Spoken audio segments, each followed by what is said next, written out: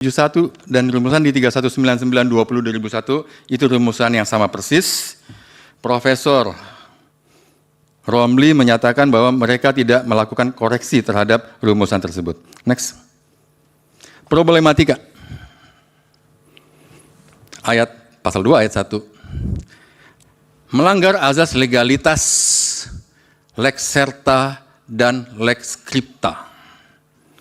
Pasal 2 ayat 1 Undang-Undang Tipikor. Setiap orang yang secara melawan hukum melakukan perbuatan. Pertanyaannya, perbuatan apa? Memperkaya diri sendiri atau orang lain adalah tujuan dari perbuatan tersebut. Bukan perbuatan itu sendiri. Yang kemudian, yang berakibat merugikan keuangan negara. Begitu kita kalau membaca secara lebih jujur. Di situ ada kami sampaikan, mohon maaf Majelis Hakim Mahkamah Konstitusi, penjual pecel lele. Apakah dia setiap orang? Iya. Apakah melawan hukum? Iya. Berjualan di trotoar. Perbuatannya? Iya. Jualan menggunakan trotoar. Memperkaya diri sendiri? Iya. Dapat untung. Merugikan keuangan negara? Iya. Trotoar digunakan, negara rugi, harus bisa disewakan. Pejalan kaki 5, maka penjual pecel lele adalah bisa dikategorikan, diklasifikasikan, melakukan tindak pidana korupsi. Ada perbuatan, memperkaya diri sendiri, ada melawan hukum, menguntungkan diri sendiri atau orang lain, merugikan keuangan negara. Karena itu, Profesor Dr. Saf Meyer, Mister dan kawan-kawan, dalam perumusan delik harus memenuhi azas lex serta. Tidak boleh ada perumusan delik yang kurang jelas. Sekaligus juga melanggar azas lex stricta. Tidak boleh penafsiran yang terlampau luas. Mesti ditentukan jenis perbuatannya. Next. Sudah hampir 20 menit Pak Chandra. Izin. Silakan. Oke, terima kasih. Problematika pasal 3 Undang-Undang Tipikor. Kita tahu bahwa keberlakuan kaidah hukum menyangkut lingkup laku pribadi wilayah, lingkup laku massa, al-hiwal. Problematika pasal 3, next. Saya cepatkan saja. Pasal 3 ada kata setiap orang.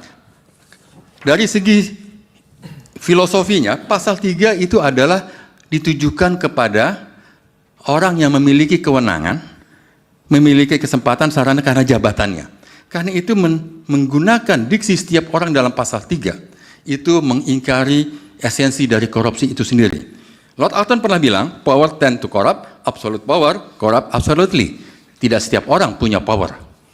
Karena itu penggunaan kata setiap orang di pasal 3 mengingkari esensi dari korupsi itu sendiri. Next, saya cepat. Ya.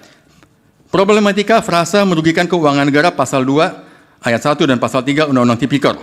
Saya mau cepat aja. Bahwa dalam UNCAC tidak ada state loss. Saya mau koreksi, sampaikan. Jadi tidak ada kerugian negara dalam United Nations Convention Against Corruption yang kita akui sebagai norma berdasarkan Undang-Undang 7 tahun 2006. Bahkan Undang-Undang Indonesia sudah direview oleh anggota UNCAC. Rekomendasinya apa? Rekomendasinya adalah next, supaya cepat, consider revising the laws to remove the reference to state laws. Dan kita belum menjalankan ini. Saya nggak bacakan atasnya, mungkin nanti yang dianggap sudah dibacakan. Next. Problematika penggunaan pasal 2 dan pasal 3 dalam bantuan timbal balik dalam perkara pidana. Bantuan timbal balik berdasarkan Undang-Undang 1 2006, kemudian ada peraturan menteri. Next saja supaya cepat. Next. Ya. Mensyaratkan adanya azas kriminalitas ganda, dual criminality. Pasal 2 dan pasal 3 tidak diakui oleh negara lain. Sepanjang saya jadi pimpinan KPK, saya tidak pernah menggunakan MLA menggunakan pasal 2 dan pasal 3. Karena mereka menolak penggunaan pasal 2 dan pasal 3. Karena itu dianggap bukan sebagai offense. Next. Supaya cepat. Next. Ya. Kesimpulannya adalah pasal 2 ayat 1 Undang-Undang Tipikor, kalau saya berpendapat untuk dihapuskan.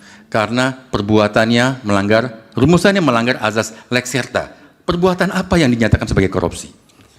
Kemudian yang kedua, merevisi pasal 3 Undang-Undang Tipikor dengan menyesuaikan dengan artikel 19 UNCSC yang sudah kita jadikan norma.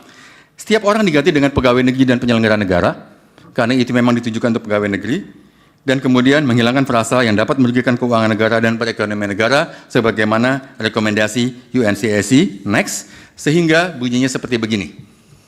Pasal 19 UNCSC, abuse of function, disahkan dengan Undang-Undang 7 2006, bunyinya sebagai berikut, tidak dibacakan.